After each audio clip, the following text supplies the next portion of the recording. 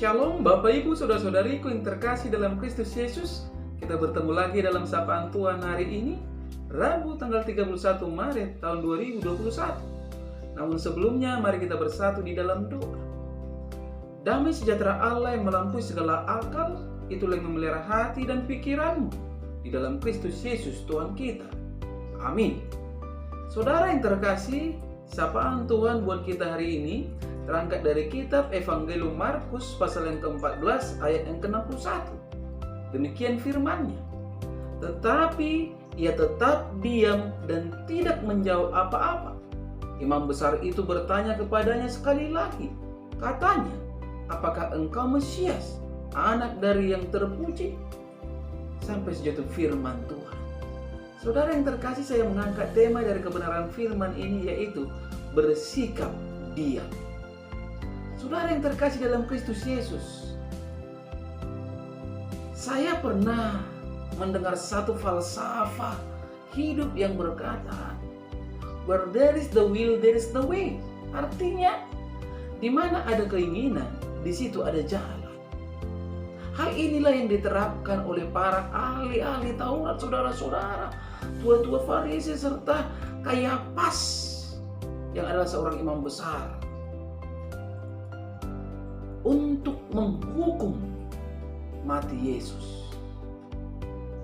Karena keberadaan Yesus adalah kerugian besar bagi mereka.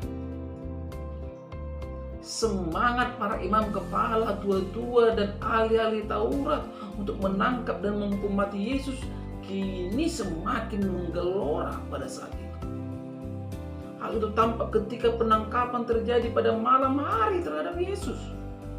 Bahkan pengadilan pun dilakukan pada saat malam hari, padahal pengadilan tidak pernah di tengah malam. Saudara yang terkasih, tetapi persoalannya mereka tidak punya bukti yang cukup kuat untuk menghukum Yesus. Mereka mencari-cari kesalahan Yesus tetapi tidak memperolehnya. Saksi-saksi palsu diajukan untuk menentang Yesus, namun kesaksian mereka saling tidak bersesuaian, hingga munculnya dua orang saksi yang mengangkat isu bahwa Yesus akan merobohkan bait Allah dan membangunnya kembali dalam 3 hari. Meski demikian, saudara-saudara, suara mayoritas begitu kuat sehingga satu kalimat pengakuan dari Yesus tentang dirinya justru menjadi senjata memvonis mati diri Yesus Kristus Sang Juru Selamat. Saudara yang terkasih, tanpa pikir panjang lagi para imam kepala, tua-tua, Farisi, ahli Taurat dan imam besar memutuskan hukuman mati bagi Yesus. Bahkan beberapa orang melakukan penganiayaan fisik. Yesus hanya berdiam diri. Dalam kitab Yesaya menyebutkan tentang ketaatan hamba Tuhan itu yang memberikan diri dianiaya, dinodai dan diludahi. Tertulis dalam Yesaya 50 yang ke-6 yang berkata, aku menyerahkan belakangku kepada orang yang memukul aku dan pipiku kepada orang yang mencabut janggutku. Tidak kusembunyikan mukaku apabila diaibkan dan diludahi orang. Artinya, diamnya Yesus bukan karena ia takut menjawab berbagai tuduhan orang-orang yang menganiaya dirinya. Diamnya Yesus, saudara-saudara, karena ia taat menggenapkan kebenaran nubuat firman Tuhan tentang dirinya yang adalah Mesias Sang Juru Selamat. Sering sekali kita sulit untuk berdiam diri. Hal ini terutama ketika kita dihakimi dan dituduh sembarangan. Ketika di pembelaan tidak ada gunanya. Ketika suara mayoritas bergema kuat untuk menjatuhkan kita. Ada kalanya berdiam lebih baik, lebih mampu menyingkapkan siapa yang benar dan siapa yang salah. Dalam hal tuduhan palsu, saudara-saudara, kalau kita lihat kebenaran firman Tuhan ini, Yesus lebih memilih diam 1000 bahasa. Tetapi untuk pertanyaan imam besar, permasalahan yang krusial dan sensitif, yaitu apakah Yesus adalah Mesias dan anak Allah? Kali itu Yesus harus menjawab dan mengafirmasi pernyataan imam besar serta klarifikasi terhadap status anak manusia di hadapan Allah dan kedatangannya yang kedua kalinya. Sebagaimana dikatakan dalam Markus 14 ayat ke-62. Jawab Yesus, "Akulah dia, dan kamu akan melihat anak manusia duduk di sebelah kanan yang maha kuasa dan datang di tengah-tengah awan-awan di langit." Luar biasa. Artinya untuk tuduhan yang salah Yesus berdiam diri. Namun untuk pertanyaan yang benar Yesus perlu membenarkan siapakah dirinya.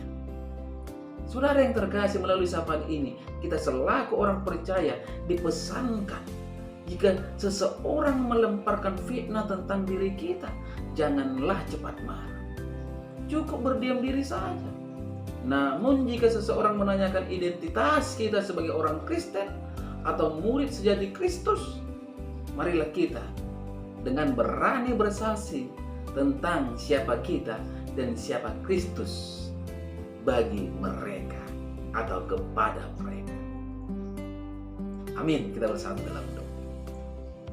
Terima kasih Bapa di surga untuk kebenaran dari firman-Mu yang telah berkumandang di pagi hari ini, yang mengajak kami Tuhan untuk ada kalanya berdiam diri di saat yang tepat.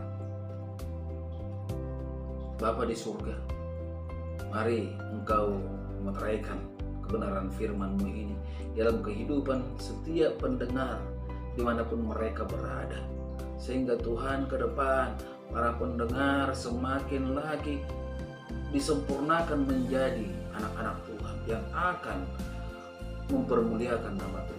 Tuhan Yesus, mari ketika mereka lemah, berikan kekuatan, ketika mereka sakit, berikan kesembuhan, ketika mereka berhadapan dengan persoalan, mari Engkau berikan jalan keluar. Karena memang tidak ada yang mustahil bagi Engkau ya Tuhan Yesus. Pada kesempatan yang indah ini juga hamba berdoa untuk setiap jemaat yang telah Engkau percayakan kepada hamba-Mu, begitu juga kepada istriku yang adalah hamba-Mu. Berkati rumah tangga mereka, berkati usaha dan pekerjaan mereka, anak-anak mereka Tuhan, berikan menjadi anak-anak yang pintar, menjadi kesukaan bagi Tuhan. Itu juga yang sakit Tuhan, mari Engkau sembuhkan. Tuhan Yesus yang baik, pada pagi hari ini hamba juga berdoa untuk saudara-saudari yang jauh dari hamba. Tuhan berkati hidup mereka, balut bungkus mereka dengan kuat dan kasih-Mu, sehingga mereka merasakan ada kuasa yang mengalir olehnya Tuhan. Yang sakit sebagaimana itu mama Roma, mama Ella, beroleh kesembuhan. Itu juga anggi buruk berumah. Hanya kepadamu hamba memohon dan berserah. Saudara-saudariku yang lainnya juga Tuhan, dari keluarga Tambulan dan Setanggang, mari Engkau berkati, sehingga ada sukacita dan pengharapan di dalam hidup kami semua.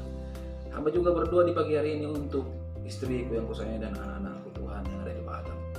Berkati hidup mereka, berikan hikmat dan bijaksana. Terlebih lagi Tuhan, keberadaan kondisi istriku yang lagi lemah, Tuhan, mari Engkau berikan kesehatan, pemulihan Tuhan bagi tubuhnya yang kurang sehat, sehingga melalui diri istriku nama Tuhan dipermuliakan. Inilah doa hamba-Mu yang hamba mempercayakan hanya di dalam nama Kristus Yesus, Juru Selamat kami yang hidup. Amin. Shalom buat kita semua. Salam sehat.